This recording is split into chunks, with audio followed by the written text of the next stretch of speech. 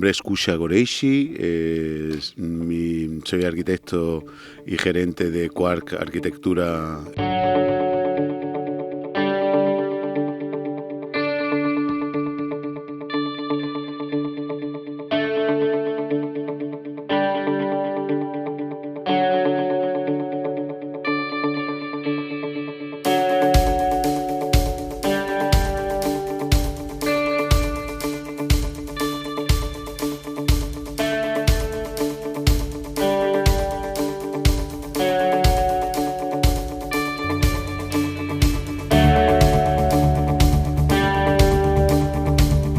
Bueno, yo hay una obra que le tengo mucho cariño y es una obra que es una incubadora de empresas, de empresas creativas. Esta obra nace justo en los albores, en los inicios de nuestra oficina, como cuando arrancamos con la profesión, y viene a raíz de un premio que ganamos como empresa, que era un spin-off de la Universidad de Málaga. Esto le llegó a oídos al alcalde de Málaga, que fue el que nos dio un premio. Hay una foto por ahí donde aparecemos con un cheque gigante, todo el equipo que era el equipo inicial del estudio. Y el alcalde nos dio como una oportunidad para hacer un proyecto. Él tenía interés por la innovación que traía nuestra empresa, que en esos momentos arrancábamos con una filosofía que sigue el estudio, que es combinar la arquitectura tradicional, la arquitectura que ahora está en boga, ¿no?, la bioclimática, la sostenibilidad, con nuevas tecnologías y un poco materiales más contemporáneos, esa fusión, ¿no? Por eso se nos dio ese premio del spin-off de la Universidad de Málaga. Y el alcalde puso el dedo encima nuestra. De todas las obras públicas, todo el mundo sabe que tienen su recorrido y demás, pero bueno, favoreció para que participásemos en una selección de arquitectos para hacer un edificio municipal en la barriada de Teatinos, en Málaga. E hicimos esta incubadora de empresas, que era un antiguo cortijo histórico de principios del siglo XIX, de una familia de la aristocracia malagueña de esa época, cortijo que es la tipología constructiva local aquí en Andalucía. Y nuestra intención en esa obra fue recuperar el sistema constructivo tradicional, que eran mamposte y muros de tapial, de tierra, combinación de distintos tipos de materiales nobles y vernáculo, con un sistema estructural de madera.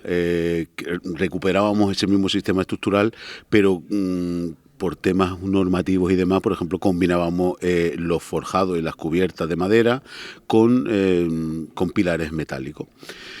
Y esta obra le tengo yo mucho cariño por varias razones. Por ser esa primera obra importante, por estar... ¿De qué año hablamos? Estamos hablando del año 2007, 2008 que arranca el proyecto, pero es que es más, continuamos ampliándolo. Ahí hicimos desde los proyectos previos de proyectos de urbanización, de conexiones con la ciudad, porque el cortijo se había quedado como perdido en medio del campo. Bueno, anécdotas hay miles. El proyecto, la primera vez que llegamos, era un sitio donde se metían gente, había drogadictos, era peligroso, era una zona muy abandonada y estaba muy en ruina. Y entonces, si tú sigues el proceso de imágenes de lo que había a lo que se hizo, pues a mí me da también mucha satisfacción, tanto por los sistemas que usamos, porque ahí todos los materiales fueron ecológicos, impermeabilizaciones con EDPDM, todos los aislamientos de corcho natural, la madera como sistema estructural, el espesor de los muros de mamposte, pocos que conservábamos y los nuevos que ejecutamos. Entonces se convirtió en esa época que tampoco se hacía tanta arquitectura sostenible a nivel nacional. Hicimos una arquitectura muy noble, mantuvimos todo el carácter original, incluso recuperamos los alicatados, hicimos un estudio de los alicatados originales y hicimos esa interpretación contemporánea de lo que era un cortijo, una residencia, con sus caballerizas, con sus zonas de cocina y demás, lo transformamos en una incubadora de empresas que eran oficinas, una visión muy contemporánea, muy moderna interior, pero por fuera era el cortijo tradicional. Y ya te digo, hay muchas anécdotas, pero cogimos desde los procesos iniciales, hicimos el proyecto también de paisajismo, hicimos una primera obra, después nos pidieron el proyecto de ampliación, ese proyecto se interrumpió y va a arrancar precisamente ahora, que yo me acordaba como una obra que le tenía cariño, pero que además está en boga porque es que vamos a arrancar de aquí a muy poco esta obra.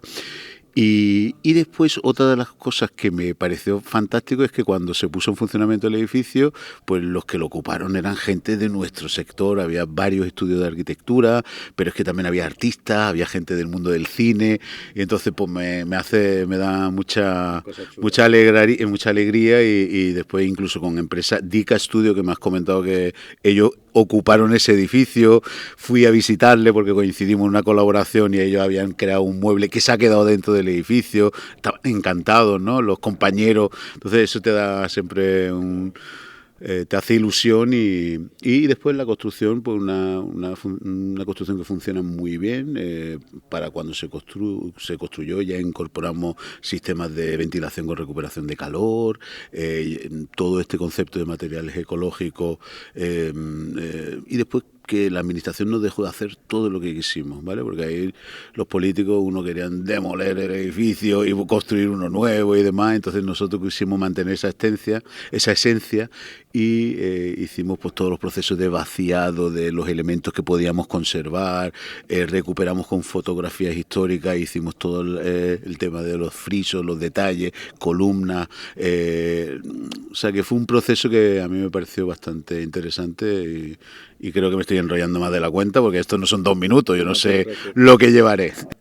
Anécdotas yo tengo muchas y además yo me recreo mucho en las cosas que pasan en la obra porque yo creo que parte de la profesión con las responsabilidades que tenemos y lo duro que es, y más en esta época y tal, busco siempre la parte divertida en todo momento y de mi equipo también.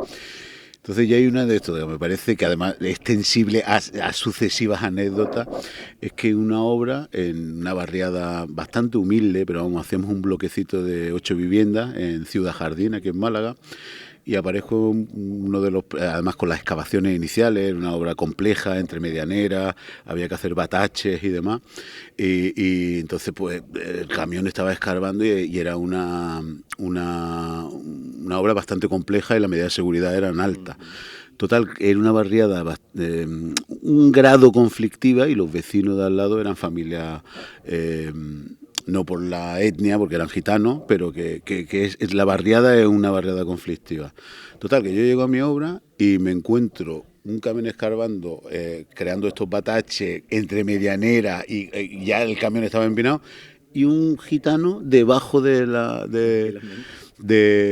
excavadora, ¿no? Y entonces yo, claro, como cualquier técnico, no estaba mi coordinador de seguridad, porque yo no hago coordinaciones de seguridad, pero me enfadé. Digo, oiga, por favor, salga de aquí. Y el señor se me quedó mirando mala cara, se fue, ¿vale? Yo seguí con mi transcurso normal y ahora me aparece a los 10 minutos que había ido a su casa con una katana. Con una katana y además allí con la mano levantada, amenazándome de ¿tú quién eres para echarme a mí de mi barrio o de lo que fuese, ¿no? Inmediatamente, como estás comprobando, yo me salió mi parte simpática, le dije, mira, por favor, métete debajo de la excavadora aquí, donde usted quiera, ¿sabes? Yo no me voy a meter contigo. Y te digo que es extensible porque es que esta figura en toda esa obra, que además esa obra coincidió en el año 2011, tal, coincidió con la crisis, tuvo sus parones y demás, y es que este señor se puso, conmigo tenía cierta simpatía, pero es que se puso exigente con la constructora, le hicimos toda la casa de nueva, la cocina, el baño, porque cualquier movimiento decía que se la había roto. Eso por un lado.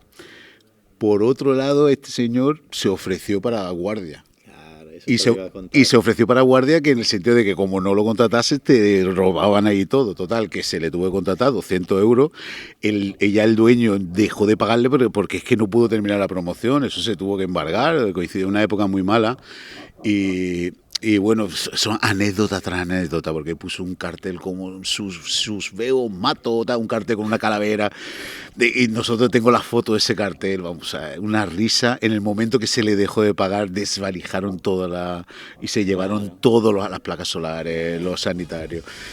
Y bueno, es una anécdota agridulce, pero a mí me resulta como el de la katana, o sea, la anécdota principal era la katana, ¿no?